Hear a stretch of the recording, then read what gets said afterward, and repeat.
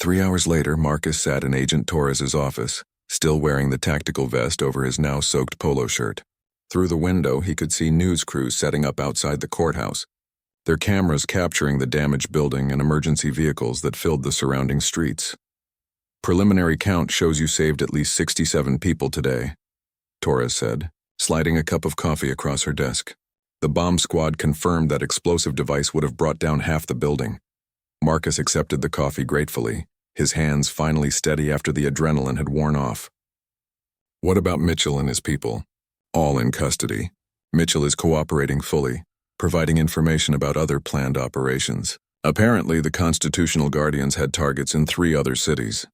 Torres paused, studying Marcus carefully. "He specifically asked to speak with you. Why?" "Says you reminded him why he became a soldier in the first place. Before everything went wrong." Marcus stared out the window at the courthouse where maintenance crews were already beginning repairs. Normal life was resuming, just like it always did after crisis passed. People adapted, moved forward, found ways to heal and rebuild. "There's something else we need to discuss," Torres continued. "The intelligence we gathered today reveals gaps in our domestic security capabilities. We need someone who understands both civilian and military perspectives, someone who can bridge those worlds." Marcus looked at her skeptically. "You're offering me a job. Consulting position, actually. Part-time flexible schedule. Help us train for situations like today. Develop protocols for coordination between agencies and military specialists." She slid a folder across the desk. "You could keep driving if you want to. This would just be additional work when we need your expertise." Marcus opened the folder and scanned the proposed contract terms. The pay was substantial, but more importantly, the work would involve protecting people rather than hunting enemies. It was a way to use his skills for preservation rather than destruction. "I'll need to think about it." "Of course. Take all the time you need." Marcus's phone buzzed with a text message. This time it was from Dr. Wilson, his regular passenger. "Saw the news about the courthouse.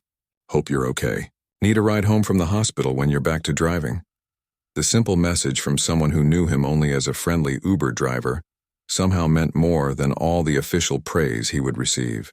It reminded him that his carefully built civilian life was still there, still intact, still important. "Can I ask you something?" Marcus said to Torres. "How did you know I would help today?" "Your service record," she replied. "But more than that, your discharge report. You left Delta Force because you wanted to save lives, not take them. Today, when civilians were in danger, I knew you wouldn't be able to walk away." Marcus realized she was right. For 3 years, he had convinced himself that he wanted nothing to do with his military past. But when innocent people needed protection, every instinct and value that had made him a soldier in the first place had emerged unchanged. "The consulting position," he said, looking at the contract again. "Would it always be defensive work? Protecting people rather than hunting targets? That's exactly what we need. Someone who thinks like a protector, not a predator."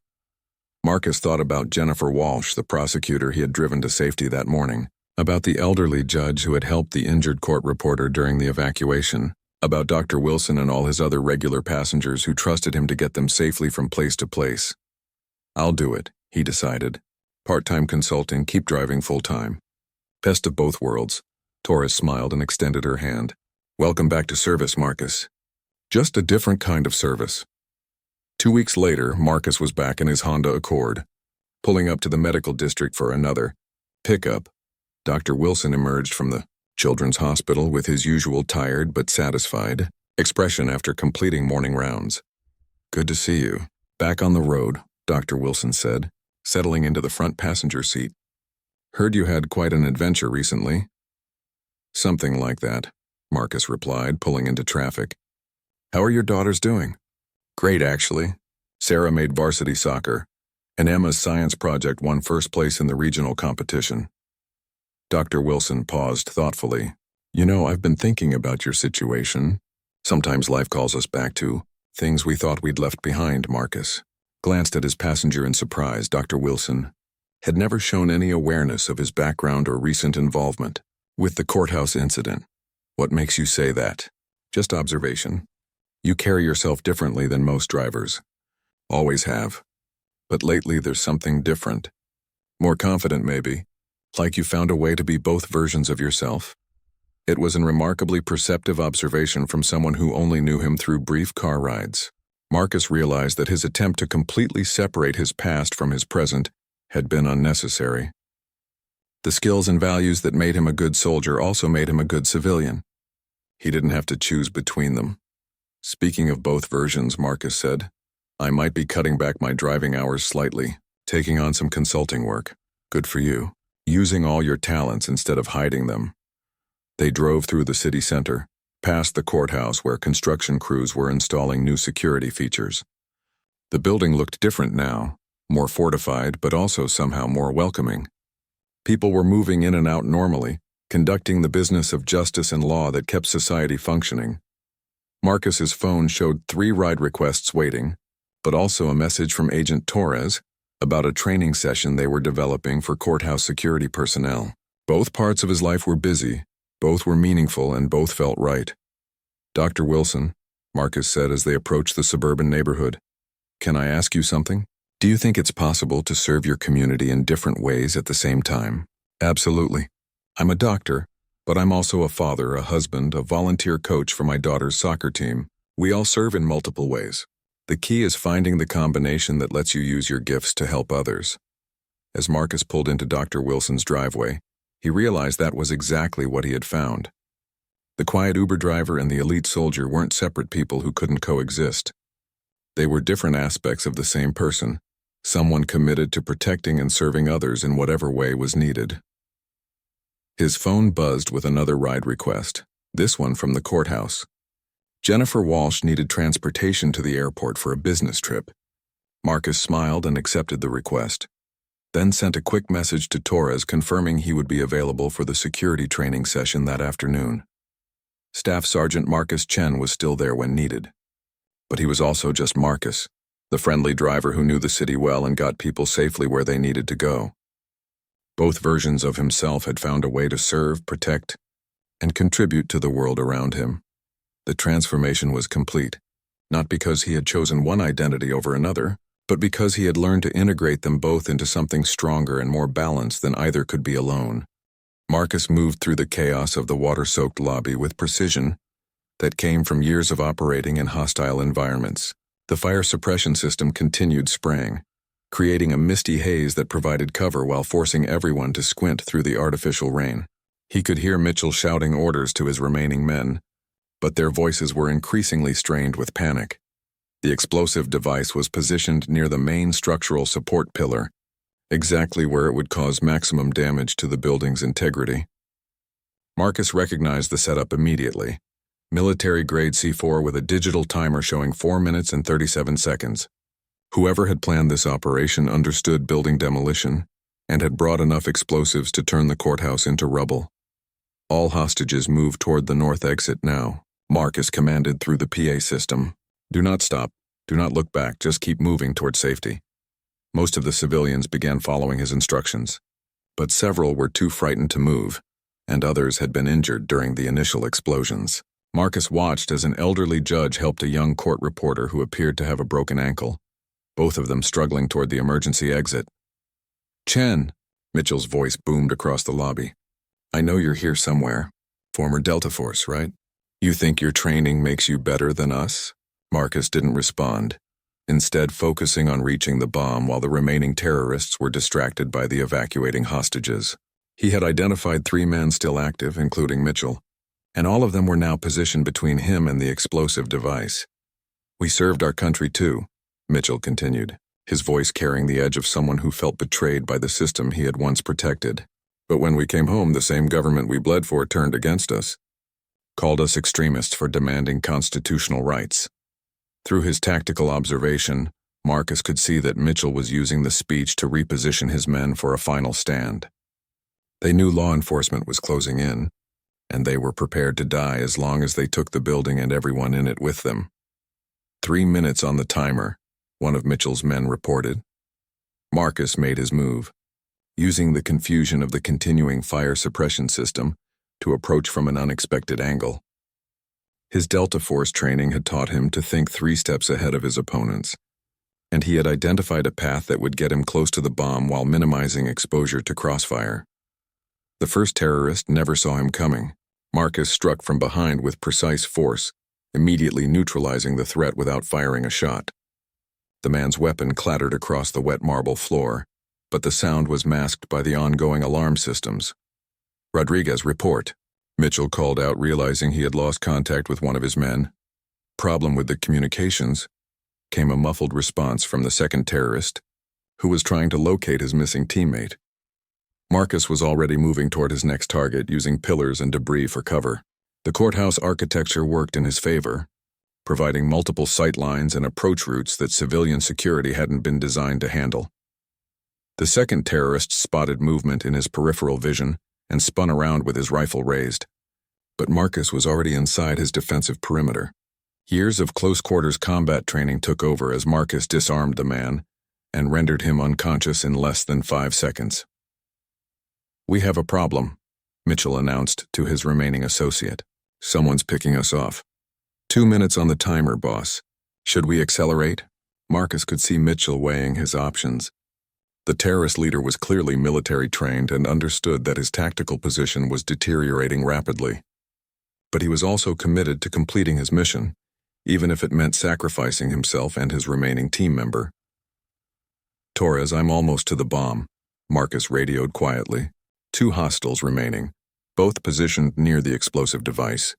"I need you to create a distraction from the main entrance in exactly 60 seconds. "Copy that." "What kind of distraction?" "Loud and obvious. Make them think the tactical team is coming through the front, but do not actually enter the building until I give you the all clear." Marcus began his final approach, moving carefully through the debris-strewn lobby toward the structural pillar where the bomb was counting down. 1 minute and 43 seconds remained on the digital display, and he could see additional wiring that suggested backup detonation methods. At exactly 60 seconds, Torres's team created the promised distraction. Flashbang grenades exploded near the main entrance, accompanied by shouted commands and heavy footsteps. Mitchell and his remaining man immediately turned their attention toward the perceived threat, giving Marcus the opening he needed. He reached the explosive device with 1 minute and 15 seconds on the timer. The bomb was more sophisticated than he had initially observed, with multiple trigger mechanisms and anti-tampering devices designed to prevent exactly what he was attempting to do. 60 seconds, Marcus reported to Torres. "I'm at the device, but it's complex. If I make a mistake, this whole building comes down." His Delta Force training included extensive work with explosives, both setting and disarming them, but this device incorporated elements he hadn't seen before, suggesting the terrorists had access to advanced military or intelligence community resources. "Chen," Mitchell had spotted him working on the bomb. "Get away from that device or I'll detonate it manually right now." The terrorist leader was holding what appeared to be a backup detonator, his finger poised over a red button. His remaining associate had a clear shot at Marcus, who was completely exposed while working on the explosive device. 45 seconds, came the mechanical voice from the timer. Marcus looked up at Mitchell, his hand still working on the bomb's wiring by feel and training. "You served your country once. These people in here are Americans too. Don't let your anger kill innocent civilians." "The system is corrupt," Mitchell replied, but Marcus could hear uncertainty in his voice. "Nothing changes unless people pay attention."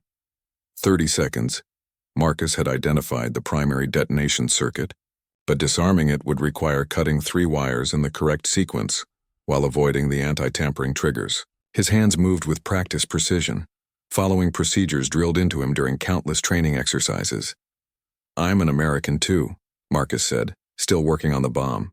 "I served overseas, came home, and built a quiet life driving people around the city.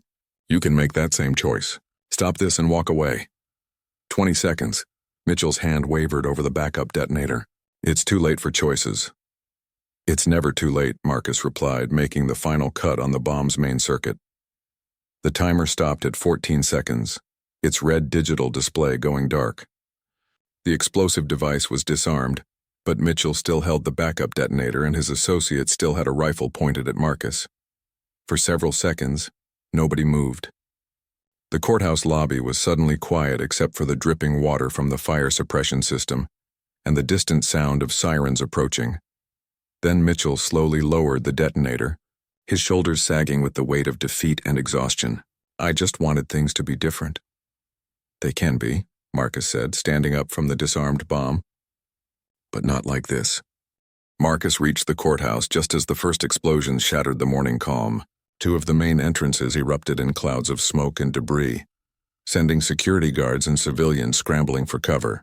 Through the tactical radio Torres had given him, he could hear panicked voices reporting multiple breaches and casualties.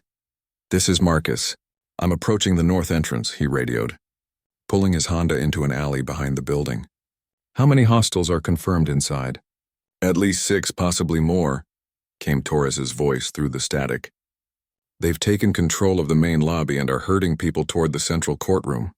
We're getting reports of automatic weapons and explosive devices." Marcus abandoned his car and approached the building on foot, using parked vehicles and landscaping for cover. His years of urban warfare training automatically guided his movements as he assessed the tactical situation. The terrorists had executed a well-planned assault, but they had also created opportunities for a skilled operative to exploit. The north entrance was damaged but still accessible. Marcus could see movement inside through the broken glass doors. 2 courthouse security guards were pinned down behind an information desk, unable to move without exposing themselves to gunfire from the main lobby. "Security personnel at north entrance. This is Marcus working with the FBI." He spoke into his radio on the courthouse emergency frequency. "I'm coming in behind the hostiles. When I give the signal, move your people toward the stairwell on your left." "Who is this?" came a confused voice. "Someone here to help. Trust me and follow my instructions." Marcus moved carefully through the damaged entrance, using his knowledge of building layouts to navigate around the main confrontation area. The courthouse design was similar to other government buildings he had operated in overseas, with predictable sightlines and defensive positions. Through a side corridor, he could observe the main lobby where at least 4 armed men in tactical gear were controlling approximately 30 civilians. The hostages included court staff, lawyers, and visitors who had been in the building when the attack began. They were being forced to sit on the floor with their hands visible. One of the terrorists, a large man with a military-style haircut, was clearly the leader. He spoke with authority and the others responded immediately to his commands. This matched the profile of Thomas Mitchell, the ex-ranger leading the Constitutional Guardians. "All federal personnel identify yourselves immediately," Mitchell shouted to the hostages.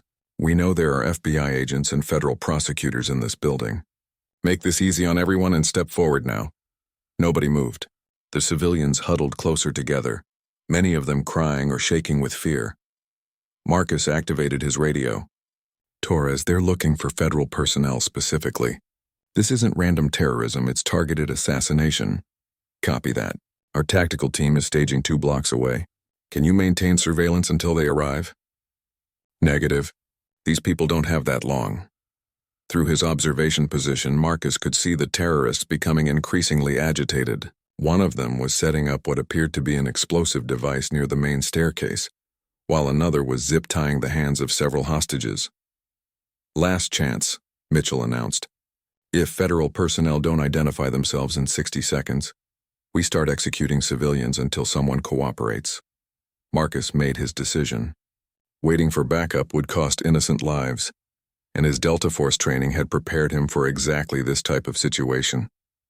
He began moving through the building's service corridors, using his knowledge of courthouse layouts to position himself for maximum tactical advantage. "Torres, I'm going in. Tell your tactical team to approach from the south and east entrances when they hear my signal. Do not enter through the main lobby until I give the all clear." "Marcus, wait for backup." "That's an order. I don't take orders anymore, remember? These people need help now." Marcus reached a position directly above the main lobby, accessible through maintenance passages he had identified on the building schematics. From this vantage point, he could see all 4 terrorists and most of the hostages. The explosive device was still being armed, giving him a narrow window of opportunity. His phone buzzed with a text from an unknown number. "We know who you are. Sergeant Chen. Walk away or join the casualties." They definitely had intelligence on his involvement, but that also meant they were worried enough to try scaring him off. Marcus deleted the message and focused on the tactical situation. The courthouse's fire suppression system gave him an idea. From his position in the ceiling space, he could access the main controls and create a distraction that would give him cover while protecting the hostages from crossfire. "Attention all civilians in the main lobby," Marcus broadcast over the building's PA system. "When the fire alarms activate, immediately move toward the marked emergency exits. Stay low and move quickly."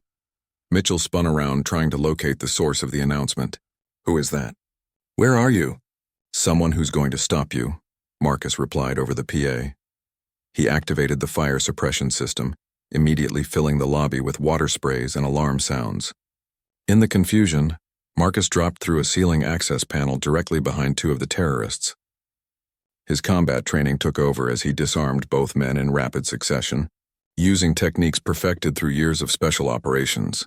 The hostages began moving toward exits as instructed, but Mitchell and his remaining men opened fire toward the ceiling, trying to locate Marcus's position. Bullets ricocheted off concrete and metal, forcing everyone to take cover again. "Federal building, this is the Constitutional Guardians," Mitchell shouted into a radio. "We have over 50 hostages and enough explosives to bring down this entire building. Any attempt to storm our position will result in massive civilian casualties." Marcus realized the terrorists had more backup than the FBI had anticipated. This wasn't just about today's trial. It was a larger operation designed to send a message to the federal government. The stakes were much higher than anyone had realized. From his new position behind a marble pillar, Marcus could see the explosive device was nearly ready for activation.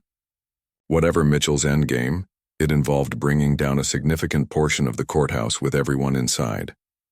"Torres, they have enough explosives to collapse the building," Marcus radioed. "This isn't a hostage situation anymore, it's a demolition operation disguised as terrorism." "Copy that." "What do you need?" "Time to reach that bomb and the skills to disarm it." "How far out is your tactical team?" 3 minutes. Marcus looked at the chaos around him, the terrified civilians and the armed terrorists who were clearly prepared to die for their cause. 3 minutes might as well be 3 hours when explosives were involved. "I'm moving on the bomb now. Clear all emergency frequencies and be ready to evacuate survivors from the north side of the building." The transformation from quiet Uber driver to elite soldier was now complete. Marcus Chen was exactly where he needed to be, doing exactly what he had been trained to do, even if he had never wanted to do it again. The federal building's underground parking garage was nearly empty when Marcus arrived. Agent Rebecca Torres was waiting by the elevators, exactly as promised. She was a woman in her early 40s with short dark hair and the alert posture of someone accustomed to dangerous situations. Her FBI credentials hung from a lanyard around her neck. "Sergeant Chen," she said, extending her hand. "It's just Marcus now," he replied, shaking her hand briefly. "Fair enough. Thank you for coming. I know this isn't what you planned for your day." They rode the elevator to the 15th floor in silence. Torres led him through a maze of corridors to a secure conference room, where several other agents were studying documents and computer screens. Maps of the courthouse and surrounding area covered one wall with red marks indicating various strategic points. "What exactly are we dealing with?" Marcus asked, taking a seat at the conference table. Agent Torres activated a large monitor showing surveillance footage from various locations around the city. 3 weeks ago, we intercepted communications suggesting a domestic terrorist cell was planning something significant. The group calls itself the Constitutional Guardians, and they believe the federal court system has become illegitimate. The monitor switched to mugshots of 5 individuals, all white males between 25 and 45 years old. These are the known members. Former military, survivalist training, access to weapons and explosives. Their leader is Thomas Mitchell, ex-Army Ranger with a dishonorable discharge and a grudge against federal authority. Marcus studied the faces, automatically memorizing details and looking for behavioral indicators. What's their target? Today's trial involves domestic terrorism charges against one of their associates. We believe they plan to attack the courthouse during proceedings, potentially taking hostages or worse. The threats against Prosecutor Walsh were just the beginning. Another agent, a young man with thick glasses, looked up from his computer. "We've lost contact with 2 undercover assets who were monitoring the group. Last communication was yesterday evening." Marcus felt the familiar weight of responsibility settling on his shoulders. "How many civilians are in the courthouse right now?" "Approximately 200 people. Judges, lawyers, court staff, jurors, and visitors. We've considered evacuating, but that would tip off the terrorists and they might simply postpone to strike another day." Torres pulled up building schematics on the monitor. The courthouse has 4 main entrances, metal detectors at each, and security cameras throughout. But if these men have military training, they'll find ways around standard security measures. What's the timeline? Marcus asked. The trial is scheduled to begin at 2 o'clock this afternoon. Based on intercepted communications, we believe they'll move within the next 3 hours. Marcus studied the building layout, his mind automatically identifying vulnerabilities and potential defensive positions. Years of training in urban warfare and building assault made the problems obvious. Your security setup is designed for standard courthouse threats, not coordinated military-style attacks. Exactly why we need your expertise. You've planned and executed operations in environments just like this. The young agent with glasses spoke again. Sir, we're getting reports of unusual activity near the courthouse. Several vans parked in areas that would provide good surveillance of all entrances. Torres turned to Marcus. We can't wait any longer. Are you willing to help us? Marcus looked around the room at the tense faces of federal agents who were clearly out of their depth. This wasn't their fault. Most FBI agents were trained for investigation and arrest procedures, not military-style combat operations. The situation required someone who understood both worlds. What exactly are you asking me to do? Work with our tactical team to secure the courthouse and protect the civilians inside. You know how these men think, how they'll approach the building, what they'll target first. Marcus was quiet for a long moment, weighing his options. 3 years ago, he had walked away from this life because he was tired of violence and wanted peace. But now, innocent people were in danger and he possessed skills that could save lives. I'll need access to building security systems, communication with all courthouse personnel, and authority to implement protective measures immediately. Done, Torres said without hesitation.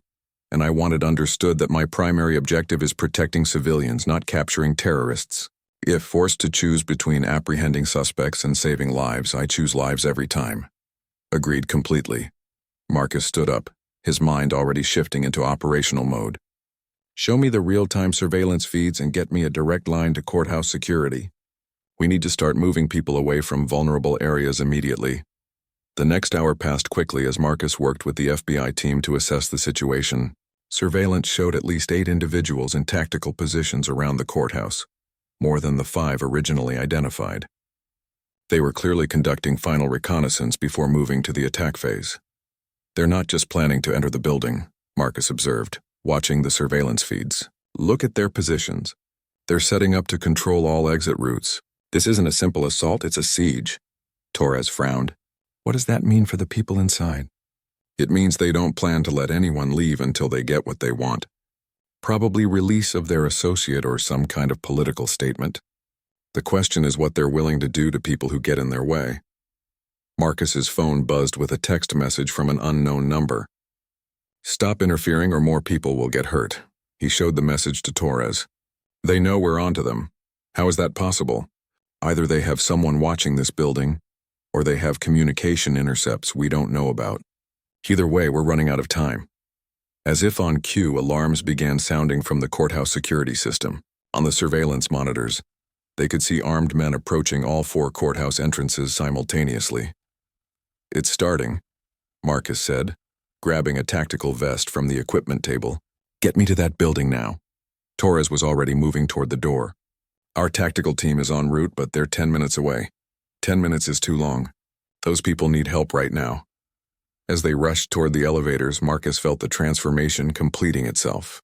The quiet Uber driver was gone, replaced by the highly trained soldier who had spent years protecting others in far more dangerous situations. The only question now was whether his skills would be enough to save the innocent people trapped in the courthouse.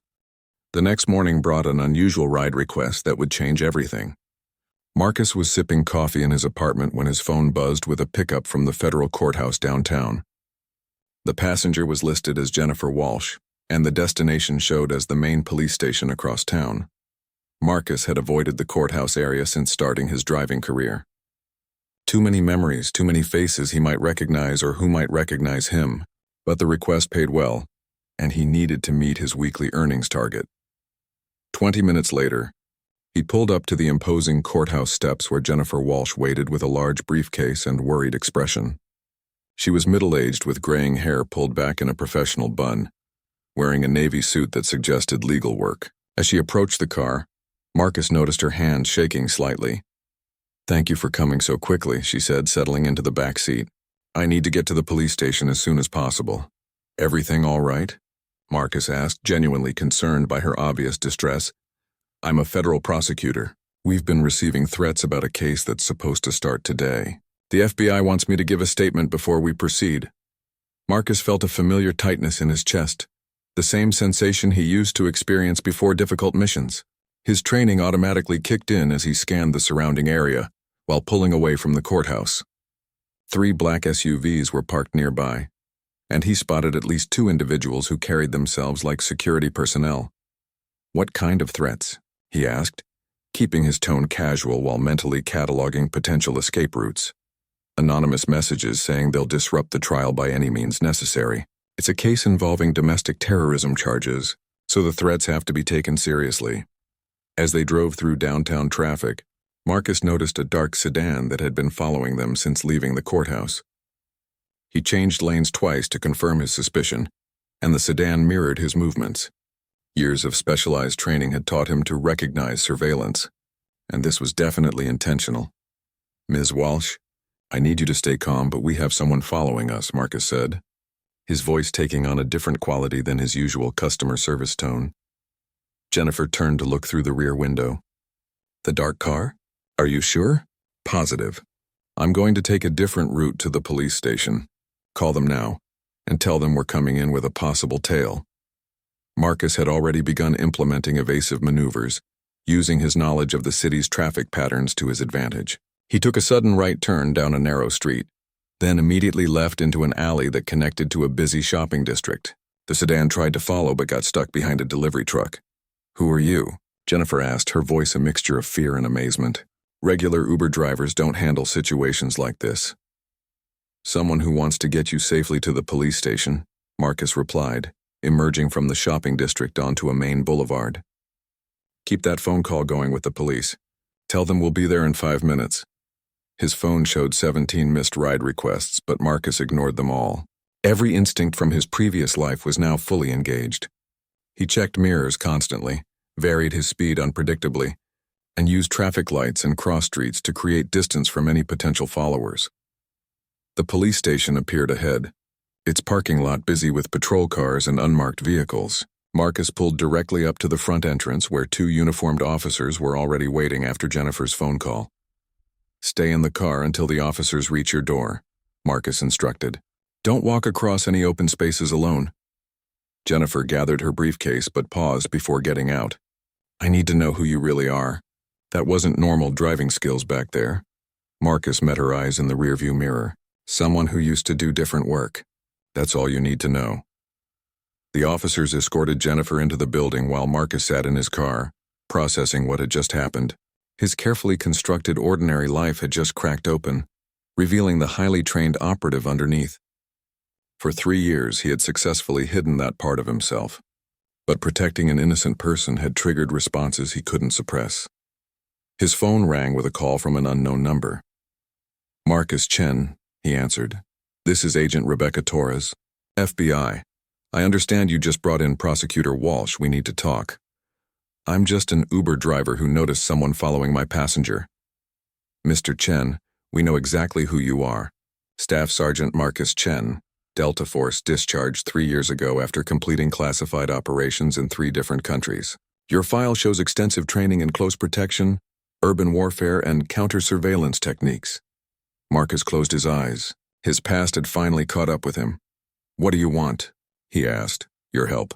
The threats against Ms. Walsh and her trial are part of something much bigger. We have intelligence suggesting a coordinated attack is planned for today, targeting the courthouse during the trial proceedings.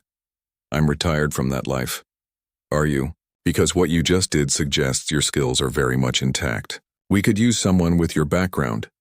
Marcus looked back at the courthouse, visible in the distance through his windshield. Somewhere in that building, innocent people were going about their daily work unaware that they might be in danger.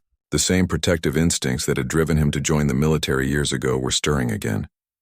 "I'll listen to what you have to say," he finally replied. "Meet me at the Federal Building in 30 minutes. Parking level B near the elevators. Come alone." The call ended, leaving Marcus alone with his thoughts. 3 years of peaceful anonymity were about to end. The quiet Uber driver who made small talk about weather and traffic was about to become Staff Sergeant Chen again, whether he wanted to or not. He started the car and drove toward the federal building, his mind already shifting into tactical mode. Years of training weren't easily forgotten, and apparently they weren't easily ignored either. As he navigated through traffic, Marcus realized that some part of him had been waiting for this moment. This callback to purpose. The ordinary life he had built was comfortable, but it had never quite fit properly. Perhaps it was time to discover if he could find a middle ground between his past and present, between the soldier he had been and the civilian he had tried to become.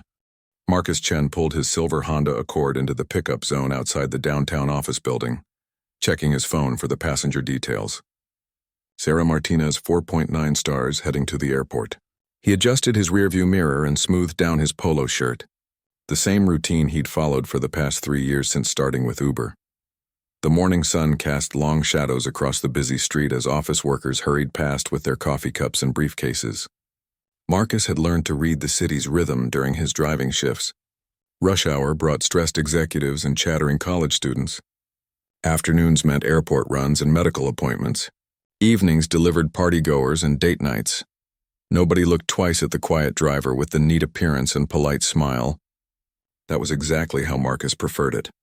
Sarah emerged from the glass building, rolling a small suitcase behind her. She was already on her phone, speaking rapidly about quarterly reports and client meetings. Marcus popped the trunk and helped with her luggage, noting her expensive watch and designer handbag. Business traveler, probably flying first class. Airport Terminal 2, please, she said, sliding into the back seat without looking up from her phone. Absolutely. Should take about 25 minutes with current traffic, Marcus replied, pulling into the stream of vehicles. As they drove through the city center, Sarah continued her phone conversation about market projections and budget allocations. Marcus maintained his professional silence, occasionally glancing in the mirror to ensure she was comfortable. The radio played soft jazz and the air conditioning hummed quietly. 3 years of driving had taught him that most passengers preferred drivers who were invisible. They wanted safe transportation from point A to point B, without awkward conversation or unwanted opinions. Marcus had perfected this role. Polite, efficient, forgettable. His phone buzzed with another ride request, but he declined it. After dropping Sarah at the airport, he planned to head home for lunch. His small apartment was a 15-minute drive from downtown, a modest one-bedroom place with basic furniture and few personal belongings. The traffic moved steadily as they approached the highway entrance. Sarah finished her call and began typing emails on her tablet. Marcus noticed a motorcycle weaving aggressively between cars ahead, but the rider corrected course without incident. Small moments like these reminded him that his job required constant awareness even during routine trips. First time traveling this month? Marcus asked, making polite conversation as they joined the airport traffic. Third time, actually. My company has been expanding into new markets. Sarah replied, glancing up from her tablet. You seem to know the city well. Been driving long? About 3 years now. Used to do different work before this. Oh? What kind of work? Marcus paused briefly before answering. Government work. Nothing too exciting. This was his standard response when passengers asked about his background. Simple, vague conversation ending. Most people didn't press for details, and Sarah proved no exception. She returned to her tablet, fingers moving quickly across the screen. The airport appeared ahead, with its familiar traffic patterns and signs directing travelers to different terminals. Marcus had made this trip hundreds of times, but he still checked the GPS to confirm the best drop-off route. Terminal 2 was moderately busy, with taxis and rideshare vehicles moving through the pickup zones in organized chaos. Terminal 2 departures. Dried up here, Marcus announced, pulling into the designated area. Sarah gathered her belongings as Marcus retrieved her suitcase from the trunk. She handed him a $10 tip along with her thanks, then disappeared into the terminal, with her phone already pressed to her ear for another business call. Marcus climbed back into his car and accepted the next ride request that appeared on his phone. Dr. James Wilson, pickup from the medical district, destination unknown until he got in the car. The medical district meant either a doctor heading home after a long shift or a patient leaving an appointment. The 15-minute drive took him through the university area, where college students were walking between classes despite the growing heat. Marcus remembered being their age, though his own college experience had been quite different from theirs. Military academy, specialized training, a world that felt very far away from his current life driving strangers around the city. Dr. Wilson turned out to be a pediatrician, heading home after morning rounds at the children's hospital. He was a regular passenger who always sat in the front seat and enjoyed discussing local politics and sports teams. Marcus had learned that Dr. Wilson had 2 teenage daughters and a wife who taught high school mathematics. "How's business been lately?" Dr. Wilson asked as they stopped at a red light. "Steady. Always seems to be people needing rides somewhere," Marcus replied. "Good to hear. Economy's been unpredictable lately, but I suppose transportation is always necessary." They discussed the city's proposed light rail expansion and the impact it might have on rideshare services. Dr. Wilson believed public transportation improvements would ultimately benefit everyone, even if they temporarily affected ride-hailing demand. Marcus appreciated passengers who could hold thoughtful conversations without demanding too much personal information. After dropping Dr. Wilson at his suburban home, Marcus decided to call it a morning. The lunch crowd would start requesting rides soon, but he wanted to grab a sandwich and review his finances. Driving provided steady income, but it required careful budgeting and vehicle maintenance planning. His apartment building was a modest 3-story structure with basic security and assigned parking spaces. Marcus had chosen it specifically for its location near major highways and its unremarkable appearance. The rent was reasonable, the neighbors were quiet, and nobody asked questions about his schedule or background. As he climbed the stairs to his second-floor unit, Marcus reflected on how successfully he had built this simple, predictable life. 3 years ago, he never would have imagined spending his days navigating traffic and making small talk with strangers. But sometimes the biggest changes came from choosing the ordinary over the extraordinary. Inside his apartment, Marcus checked his earnings for the morning and calculated how many more rides he would need to meet his weekly goal. The numbers looked good and his car was running well despite the daily mileage. Life was stable, quiet, and exactly as unremarkable as he intended it to be.